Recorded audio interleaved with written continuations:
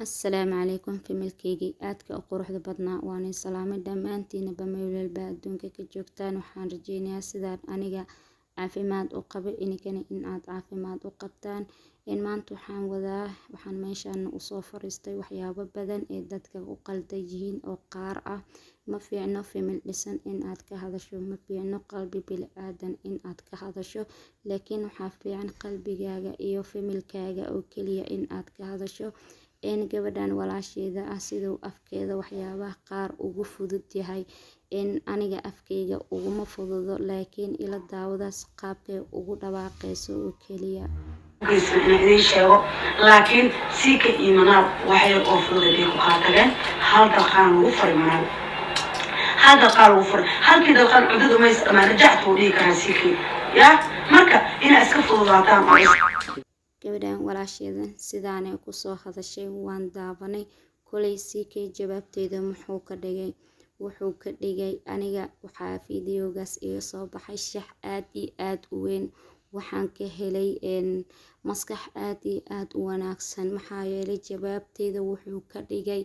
in uu aamuso oo haddana uu wax cuno runtii waxaan ku qiyaasi karaa qof aad iyo aad maskax u leh oo misna deganaan meesha uu soo fariistay laakiin jawaabta uu shacabkiisa siin doona maxay noqon doontaa kulay waxa social media la isla dhex ordaya inaan halkaan inta soo fariistaan jawaab ka bixiyo horta midda koowaad aniga inaan soo fariisto hortiina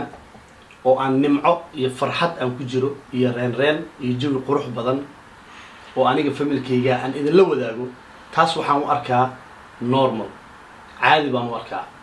laakiin aniga ahaanteyda caadi uma arko haddii ay dhacdo problem familkayga ku saabsan inaan intaan soo fariisto aan falanqeeyo amaba aan ka hadlo maasha allah ereyada uu ku hadlayo qof maskax leh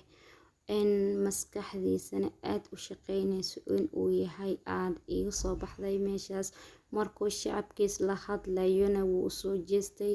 si runta ah oo runta ay ku dhisan tahay misna maskaxdiisa ku jirtay ayuu u sheegay waayo familkaaga quruxdiisa waa lagula wadaagi karaa laakiin xumaatadiisa waxaa fiican in aad qarsato dadka qaar ma ihidid waayo social media intaasoo sano ku dhex jiray aad iyo aadna xirfadiisa uu leeyahay jawaabta oo sax ahna wuuna siiyay asxaabteydii familka oo dhisan yaa lagu mashquulin weligaa ka fikir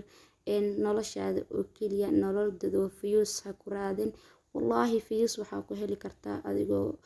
caruurtaada daryeelaya mase gurigaaga suubsanaya ama noloshaada kale ku jirtada fiyuus ku heli kartaa laakiin famil dhisan fiyuus you kaad galin insha allah hadduu ilaahay idmo